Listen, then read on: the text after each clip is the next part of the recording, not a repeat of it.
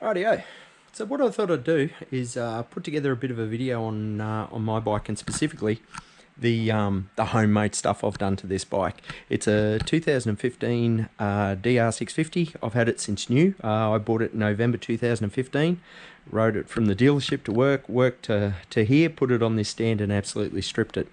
So she had 29 Ks on the clock when I absolutely totally went to town on it. So basically the big hit is obviously I've got a YZF450 front suspension on it. I've got a 320 millimeter motard disc. I've got the Yenkro Generation 2 fairing. It's awesome. It's fantastic. She's got a stain tune exhaust. What else we got? Obviously the Safari tank. The rear shock I run in this bike is the standard DR650. I actually ran, and it's up there actually, I ran a Yakuga in it for quite some time, and then a mate of mine who owns a motorbike shop talked me into let me, he rebuilt this one for me and really knows what he was doing, and it's awesome. Resprung, revalved, everything like that. You don't have the rebound adjustment, but if you get it right the first time, which he did, it's awesome. So I fully endorse getting the rear shock reworked by somebody who knows what they're doing, because the suspension on this bike is absolutely, it's fantastic. But yeah, as I said, stain tune exhaust. These rims are on it. These are just my everyday sort of like rims that I throw on it when I just riding to and from work and throw small tyres on it. They're my good rims. They're all kitted up. I'm taking the big girl across the Simpson in July with a group of mates. So yeah, they're all ready to go, balanced up, with all the heavy duty tubes and everything like that. So yeah, so she's it's been a workhorse. It's done 45,000 Ks, and it's been a fantastic bike. But what I thought I'd do, as I said, is just go through some of the things that I do from a homemade perspective. I'm not going to go through the front end conversion and all that sort of thing, because yeah, no, I could talk for hours on all the little fiddly bits and pieces and all the little shit that you got to do to do that modification with the Yenkro front end and everything like that. But anyway, that's not what I want to go through. But basically, some of the homemade things that I do, I run. Get rid of the big DR650 indicators, because they're ugly at the front. I like them at the back. They go all right at the back. At the front, what I do is just run these real cheap LED amber lights and run them in plumbing tube. That there is just plumbing tube that you get from any Reese plumbing supplies. I run the wires inside the tube. The wires go up under there and through to the little resistor that you run there on. Where are we? As you can see, I've got them on the bark buster and the down the front. So they've done thousands of kilometers. I did buy specific motorbike LEDs and they always fall apart. They break. These have done thousands of kilometers and they're still going as good as the day that I made them. This is not a homemade job, but I always run the standard DR650 bar ends. The amount of vibration they take out of the bars is ridiculous. Run without them, put them back on, see how you go. You do have to do a bit of a modification with your bark buster. You got to drill the bark buster out. You got to get a long countersunk bolt. Also, the countersunk bolt doesn't fit flush, but I can live with that. To go inside to pick up the taper lock of the bark buster, but I fully endorse or recommend running the standard DR650 bar weights. Brakes on this thing, as I said, I run a 320mm motard disc. Both wheels, I've got one of those discs on. Standard DR650 master cylinder, standard DR650 caliper, obviously with the adapter and everything like that. But one thing I do run is the YZF450 brake line. I also don't route it up. Had too many dramas with it hitting the phone on the quad lock. As you can see there, I run an XT Garmin, and I also run a quad lock, and it just came up here and it caused problems. So I actually run it through there, as you can see, and this is where it just sort of like, as the suspension goes up and down, it's really pliable. It's got there's no resistance or anything to it. Works great. Been doing that now for quite some time. The other thing that I do, I run, instead of just using bolts to bolt your handlebars and everything down, I actually run studs with high tensile Titan rod, threaded rod. Loctite those into the base here, and actually the studs come out, so you can make a bit of a plate up, a bit of a dash, but also when you're fitting your bars and everything like that, it holds them in place. It's just so much easier to work on. Yeah, again, just one of the ideas that I had that actually works, so I've kept doing it. Safari tanks, I've had 2 of these bolts come loose and fall out on trips, and I've had a mate that had one come loose and fall out on a big trip, and it actually broke the support. So all I do is just weld a chain link on the end of the bolt, and then just do it up nice and firm, and then just zip tie it, as you can see there, just a zip tie around the actual support, so it just doesn't come undone. It just locks it in place, doesn't come undone. Since I've been doing that, I haven't had one come loose, but yeah, I've lost 2 out of this bike on various trips, various times. Brake lever, it's ugly and very agricultural, but what I've done is I've actually cut it and slot it and put a bit more of an angle in it.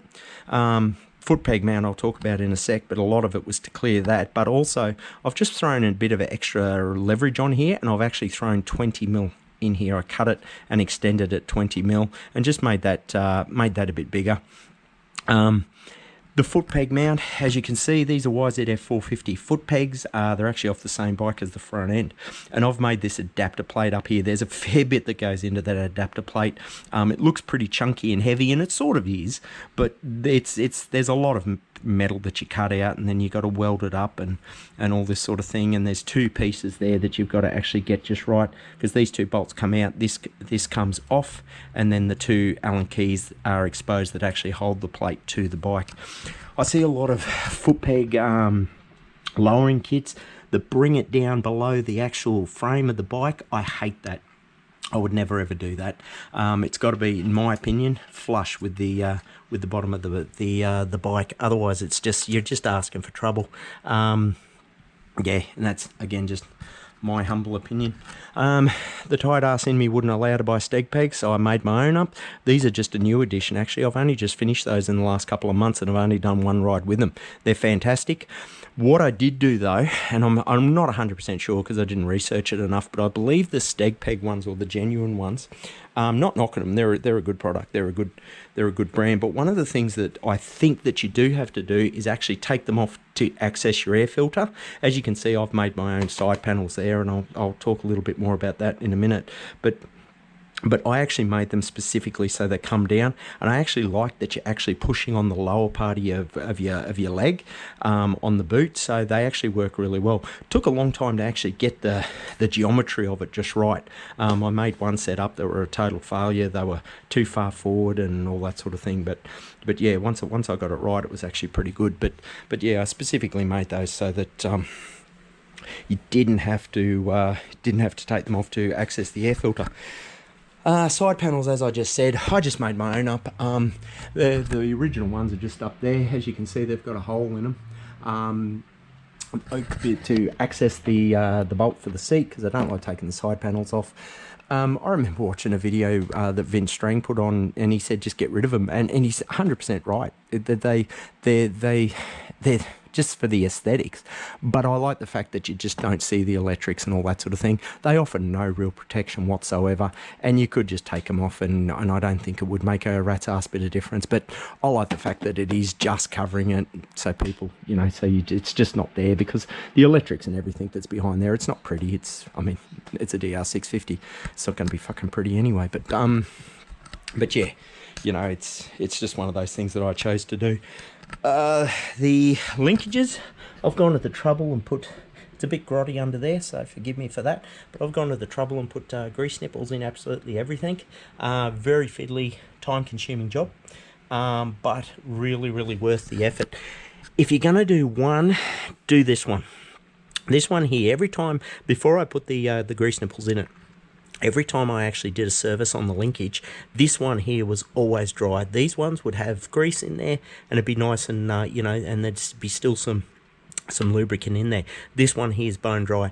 I put it down to the fact that the spray off the wheel, and it's just copping all the water. I made up this little plastic guard, and it cops a hell of a flogging, you know, before I actually put the grease nipple in. But if you're gonna grease one of these linkages, this is the one, and this is actually the easiest because your bearings are there, and here is just an open cavity. So all you got to do is pull it apart, drill it, tap it, and then pump some grease into it. And I actually stalled it in a water crossing once, and the bike was in the water for probably about 30 seconds, I don't know, 40 seconds or so. Got it home, cleaned it the next day, and actually pumped grease and actually purged water out. So, you know, when that happens, you're you know, it's going to dry it out. So yeah, so fully recommend do that one if you're going to do any. But I've gone to the trouble and done the lot. I always wrap my rear shock in a tube, an old tube. It's got a bit of a anyway. Don't know if it does anything, but I just do it. Just wrap it all the way so that mud and dirt and shit can't get on the shaft. Yeah, just get an old 21 inch, I think it is, or might even be an old 17 or 18 inch or something like that. Yeah, and just wrap it in the tube. Rear brakes, totally 100% standard. Yeah, I like the feel of the rubber brake line. I like a spongy rear brake. Front ones I like them to be really bitey, but the back ones I'm happy for them to be spongy. Pannier racks and everything like that, pretty much all homemade. These I got off an old bike originally that I swapped for another bike, and then I've cut and shut them and modified them, and they have copped a pizzling. They've done thousands of kilometres. The rear rack is standard Suzuki. I've modified and extended this. The tight ass in me just wouldn't allow me to buy a B&B rack. I should, but anyway, this is really functional. It works. Everything's good. I just play on, I suppose. I should take it all off and paint it all up, but I don't really care. I run all my power lines, all my electrical cables up, take them out from underneath. I just don't like mud and shit getting on them. I bring them all up, zip tie them up, and just run them down underneath the seat here, both sides. I've done it both sides. Again, that's just one of those little things that I just choose to do. This is just, as you can see, it's an Anderson plug. That's on the battery tender, so I've just got that hooked up to the battery tender, so that it's, yeah, the battery's always charged. But one of the things that you do is when you're on a ride, mates of mine have also got exactly the same setup. So we've just got Anderson plug to Anderson plug jumper lead. So if any one of us gets a flat battery, it's just a simple case of popping that out, bang bang, just jump start. You don't have to take the seat off, you don't have to muck around doing anything. It's not a big job, it seriously takes seconds. But yeah, and as I said, I've just put an Anderson plug on the lead of my battery tender. When you get home, put her in the shed, charge it up. Tail tidy, homemade. Just a piece of aluminium plate, just made up out of a stencil out of a piece of paper originally, and then you just bend it, drill the holes where you need it. That there's just a license plate, LED license plate light off eBay. But one of the things you do is pin it down the bottom. So many people lose their number plates because they make something, or they bolt their number plate just so that it's 2 bolts at the top. As you can see there, I've used some pretty big mudguard washers, but I've also pinned it down the bottom, and they're just metal tech screws that I've simply drilled through to the metal here and then just cut off. These were done probably in November 2015. This registration plate I don't think has ever been off this bike. Mud and shit can't get under it, so that the rego plate is not bending up, and then, you know, so many people go for a ride and then they turn around and their rego plate's gone. All they have is this top bit here, and the whole thing's gone. It's not rocket science, but it's just pin your rego plate, it'll never come off. Tool tube, everybody does the tool tube. I'm not going to go into that. I actually drill and tap this little hole here and tap a 6mm thread, not to stop people from stealing shit, because I mean a Phillips head bolt is not going to stop people from breaking into it, but it's just to stop it from vibrating loose when you're on a ride. Also put red reflector on it. You can get booked if you don't have a reflector on the back of your bike. Good a place as any to put it, so I just put it there. Moving around, what do we got?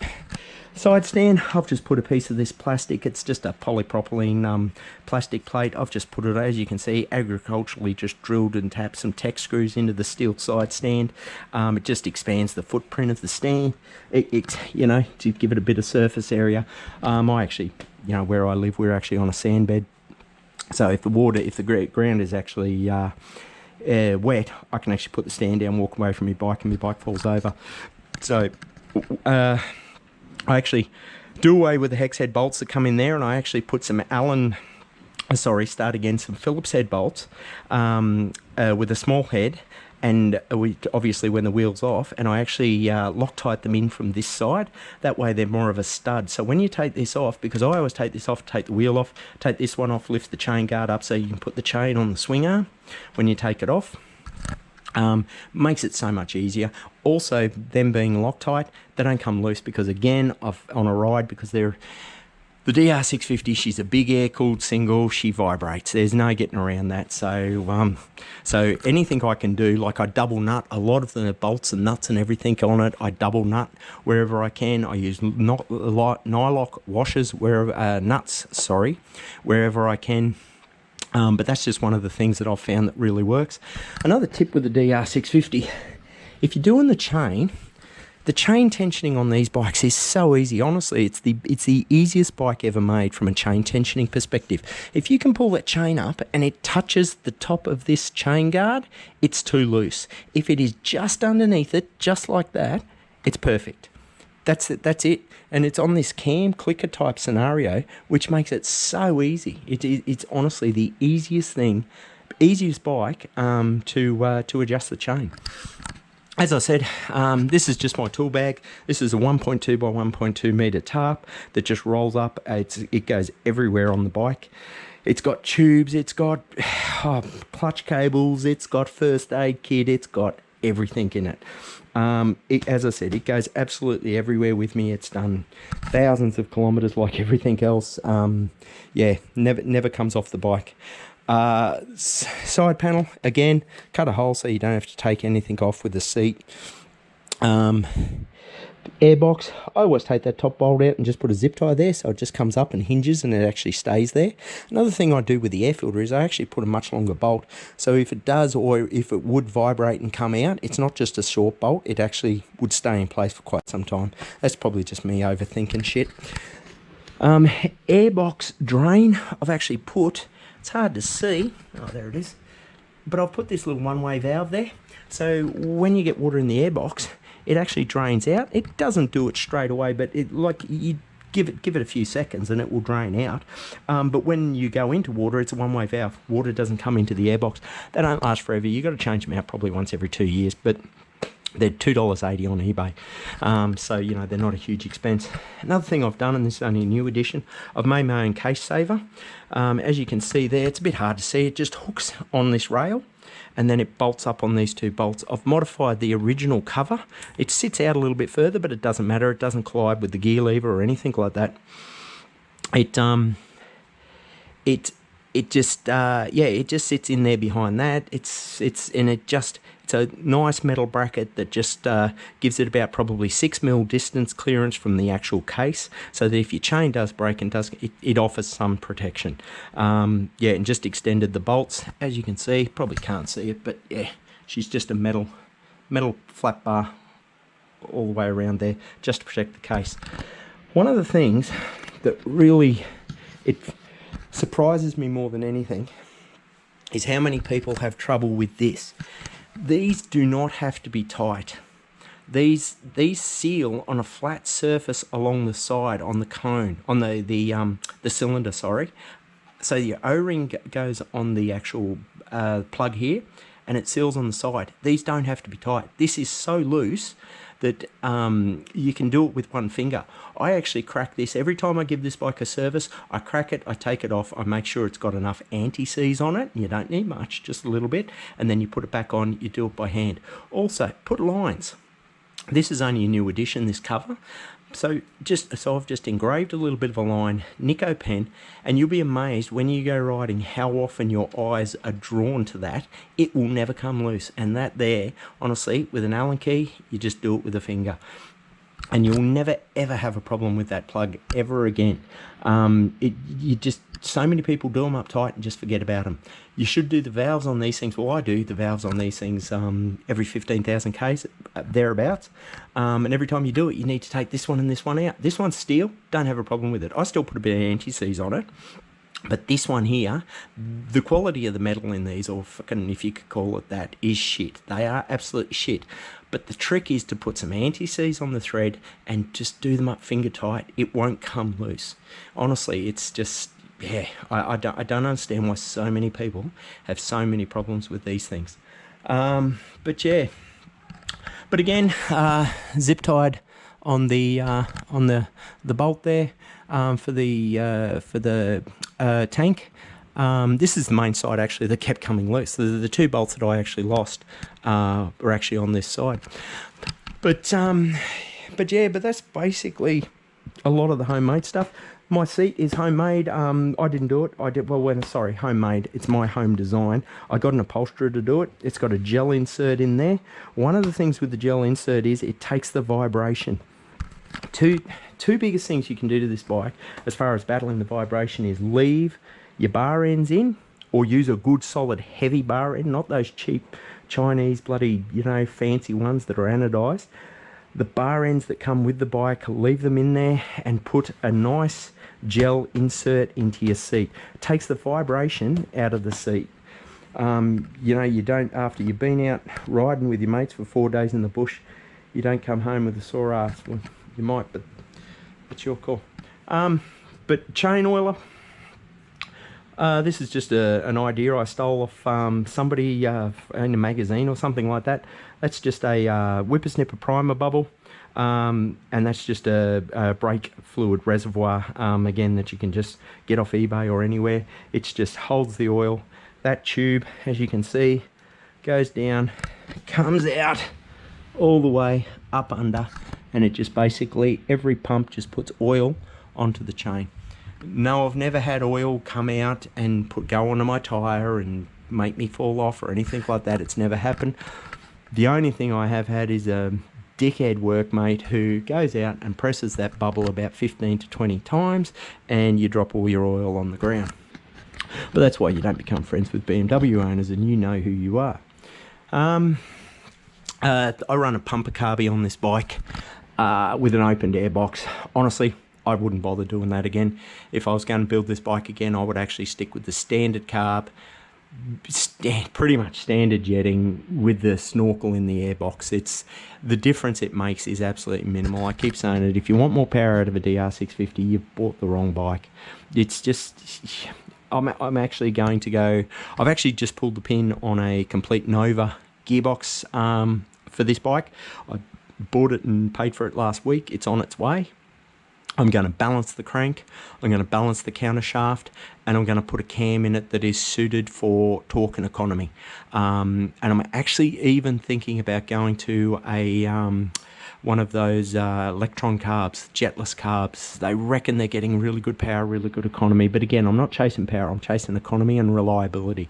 Not putting a big bore kit in it, not going down that road in any way, shape or form.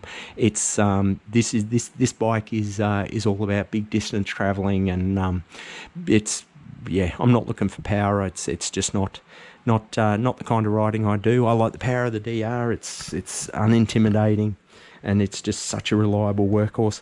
As I said, this thing's done 45,000 Ks. She's going across the Simpson in July. When I get back, I'm going to pull the engine out and get it rebuilt. It doesn't need rebuilding. This is something that I want to do, not need to do. You know, and I'll probably, I don't know, depending on how long it takes, I might throw that engine in this bike just to keep riding it. That's an 06 model that I've started doing up about a year ago, and that's as far as I've gotten. It's only got 20,000 Ks on it, but yeah, I'll see what happens. Anyone wants to buy a kit form DR650, there's the rest of it. Anyway, she's a good bike, and I'll get it together and put it together some stage. But as I said, that's my bike, and a lot of the homemade stuff that I do. Hope it's helped someone. If it doesn't, if you don't like it, but don't worry about leaving a comment. I don't really care. But But yeah. Oh, another thing, I stole this idea. This is just something little. Those little arrows there, you probably don't know what they mean, but they're actually for your reserve taps. So when you're riding and you do hit reserve, and it doesn't happen that often, as I said, it's just one of those little things. So when you're riding and you hit reserve, you don't have to worry about stopping, because nobody can ever remember what taps forward and what taps what, so that you can actually just go, oh yeah, this one's, the left side's forward, the right side's back. Stole that off a mate. Mate bought a DR650, and the previous owner actually had Nico arrows on the tank, and I thought, oh, that's pretty simple, good idea. So yeah, might be some things on there that you like, might hate it all, but anyway, as I said, that's my beast, and I yeah, can't wait to get this engine done later in the year, and see how smoother the big girl runs. But yeah, thanks for watching.